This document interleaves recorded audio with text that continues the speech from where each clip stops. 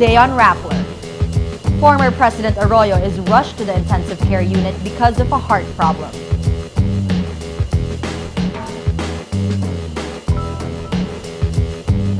Singapore's economy shrinks in the third quarter but avoids a recession.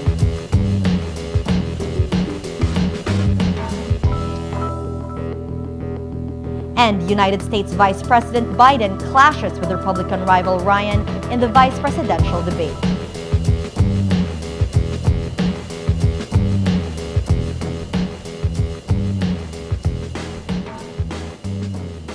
Hi, I'm Natasha Gutierrez sitting in for Maria Ressa. Welcome to Rappler, your social news network. Former President Gloria Arroyo is rushed to the intensive care unit of the Veterans Memorial Medical Center Friday. VMMC doctors say Arroyo is suffering from ischemia, a heart problem. This may prevent Arroyo from attending her arraignment at the Sandigan Bayan on October 15, which she earlier requested to be deferred. On October 4, the court issued an arrest warrant in connection with a plunder suit on the alleged misuse of charity funds. Arroyo requests for hospital arrest while prosecutors want her moved to a regular detention center. She has been confined at the VMMC since Thursday after complaining of dehydration and weakness. Sandigan Bayan orders VMMC Director Dr. Nona Legaspi to testify before the court next week on Arroyo's medical condition. The Commission on Elections allows 27 out of 84 candidates to run for senator in 2013. COMELEC Chair Sixto Brillantes Jr. says the poll body will call 59 others for a hearing on October 18 and 19 to, quote, justify the legitimacy of their candidacies. COMELEC approves the candidacies of all senatorial bets of President Benigno Aquino's Rainbow Coalition and Vice President Jejomar Binay's United Nationalist Alliance. The Commission also allows the candidacies of Puerto Princesa Mayor Edward Hagedorn, former Philippine Constabulary Chief Retired General Ramon Montaño, and the three candidates of the Ang Kapatiran Party. Government Peace Panel member Senen Bacani downplays threats to the peace deal between the government and the Moro Islamic Liberation Front. Moro National Liberation Front leader Nur Miswari threatens to sue the government for the agreement that would replace the autonomous region in Muslim Mindanao, which he once led as governor. In an interview with the Philippine Daily Inquirer, Miswari says he can file a case against President Benigno Aquino III before the International Court of Justice. He adds, instead of solving, this will plunge Mindanao to another war that the Philippine government cannot afford to have at this time. Bacani says the government is involving the MNLF in the process of forming the Bangsamoro region, but he says MILF breakaway group Bangsamoro Islamic Freedom Movement, which opposes the peace deal, will be excluded from the agreement.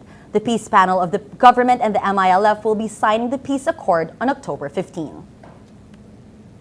In the wake of optimism over historic agreement with the MILF, Filipino-American singer Apple the App wants to be more involved in the program. The singer, whose real name is Alan Pineda, plans to include his own Apple Foundation to carry out feeding programs and book donations for children in Bangsamoro areas. The singer was inducted a month ago by President Aquino as Ambassador for Peace. Rappler's editor-at-large Murtez Vitog talks about the Supreme Court's temporary restraining order on the Cybercrime Prevention Act, which Vitog calls a big brother law. Let's watch her video blog. The country can breathe easy for now.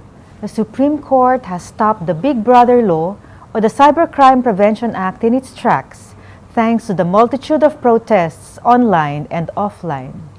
Faced with 15 petitions questioning the chilling libel and anti-privacy provisions of the law, the Supreme Court listened. In their en banc meeting, the justices discussed whether the TRO would cover only specific provisions or the entire law. In a unanimous vote, they decided to issue a TRO on the whole law, which will last for 120 days. Apparently, the court is showing some deference to Congress, its co-equal body. It is giving it time to fix the law. Now, what's next? The court will hear the arguments of both sides in January next year. Meantime, in the Senate, amendments to the law have been proposed. Most of us were not watching when the law was discussed earlier this year. Our sights were elsewhere on the historic impeachment of Chief Justice Renato Corona. This time, it won't happen. The public will follow this in the Senate and the Supreme Court. Which of the two will slay the big brother?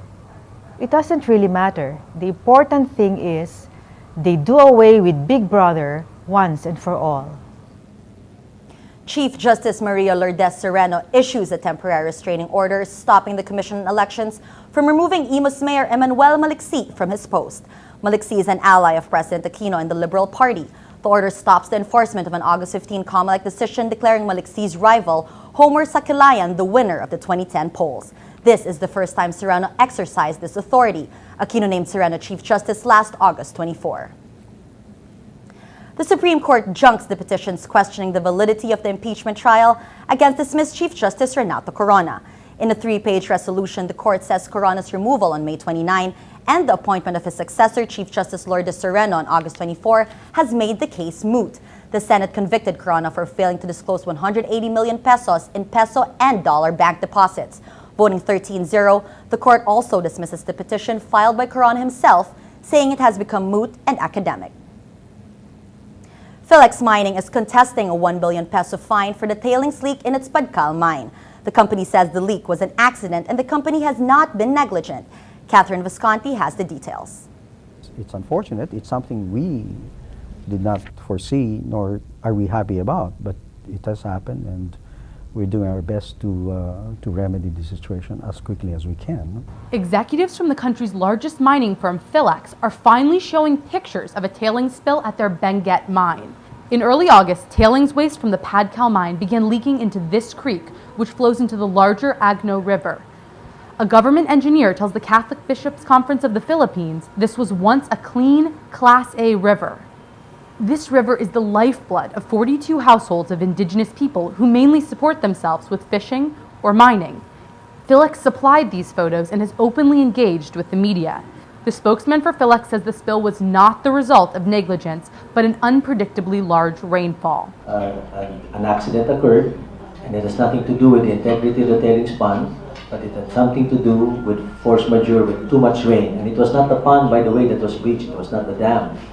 It was the penstock and the tunnel. Now it's being addressed. This diagram shows the steps Philx took to stop the leak. This long, hollow tube is a penstock. When water in the tailings pond overflows, it drains into the penstock and out the drainage tunnel below. Philx asserts that the heavy rain increased pressure on the penstock, causing a leak. Within days, spill samples reveal the suspended solids in the two penstocks are almost 100 to 1,000 times the allowable level. The company begins dropping large rocks into the tailings pond to plug the leak. For nearly 40 days, Philx tries this approach. The leaks continue. A source on Twitter sends Rappler this video taken at the site. A government engineer says dropping these concrete boulders into the pond is a trial and error approach. A Philx engineer says they wedged a 1,000-ton concrete sphere into the sinkhole. It works. So from about 2 inches thick of flowing slurry.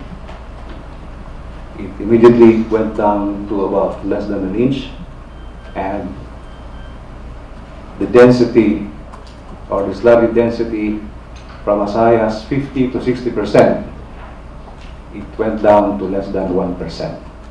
They pour concrete over the plug to keep it in place and commission a new spillway to filter out some of the tailings from the penstock. They spray the creek banks to flush out the tailings and manually bag sediment to carry it away. Despite losing up to 40 million pesos a day, Philx keeps the mine closed. Here is a very good example of one big company that had taken bold steps, even had gone to the extent of saying that they are suspending operations. This is an example of what responsible mining companies are, and I think we owe it to the company, and even commend it publicly, although we are still looking at the end result of that. Philx says they already paid roughly 800,000 pesos to the neighboring community to cover damages, mostly to fishing traps and fishing boats and livestock. The company says it will cover damages for the community, but will contest a 1 billion peso fine the government wants to impose. The Mines and Geosciences Bureau chief says the Bureau is ready to face the challenge in court. The question is, will Philx remain the Philippines' poster firm for responsible mining after this? Catherine Visconti, Rappler, Manila. Government figures show Singapore's economy shrinks by 1.5% in the third quarter, but avoids a technical recession after growth in the previous 3 months was adjusted upwards. The Ministry of Trade and Industry says the export-driven city-state is still on track to achieve annual growth of 1.5% to 2.5% in 2012. It says economic growth in the second quarter was better than expected, resulting in an upward revision of quarter-on-quarter annualized growth. The revision is largely due to new data showing stronger growth in both industrial and residential building.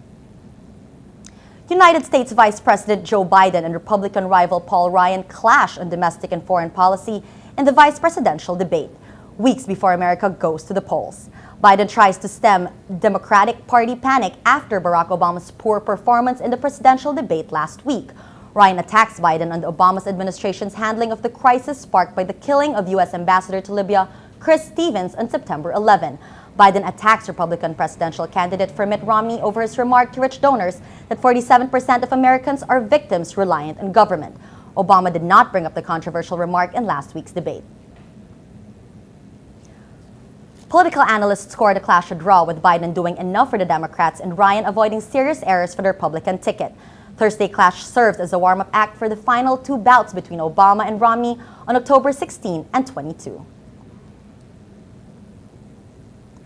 Let's now look at Rappler's Wrap for today, a list of the 10 most important events around the world you shouldn't miss. At number 2, tensions between neighbors Syria and Turkey worsen as the Turkish government intercepts a Syrian passenger plane en route from Moscow. Turkey's Prime Minister Recep Tayyip Erdogan claims the plane carried equipment and ammunition shipped to the Syrian Defense Ministry from a Russian military supplier.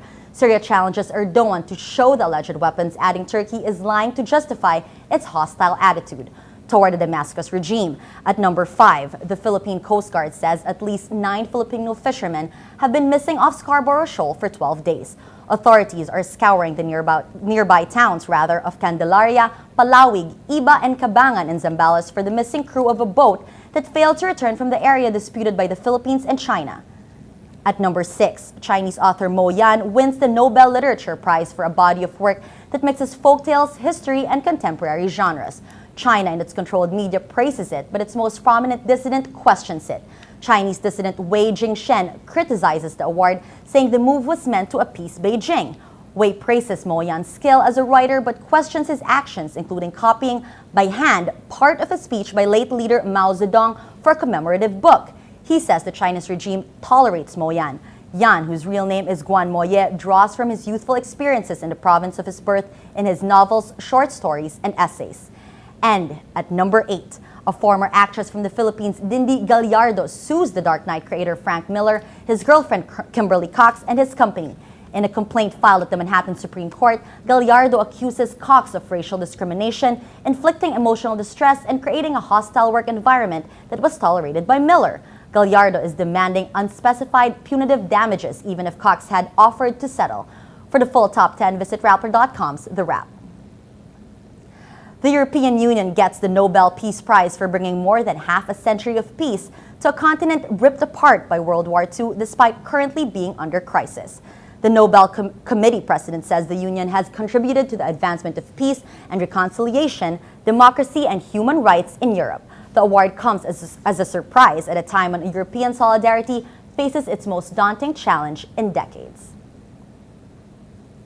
That's Rappler's Newscast for today, Friday, October 12, 2012. Visit Rappler.com and watch your newscast Monday to Friday. Tell us how you feel on our mood meter. I'm Natasha Gutierrez, and as we say at Rappler, tomorrow begins today.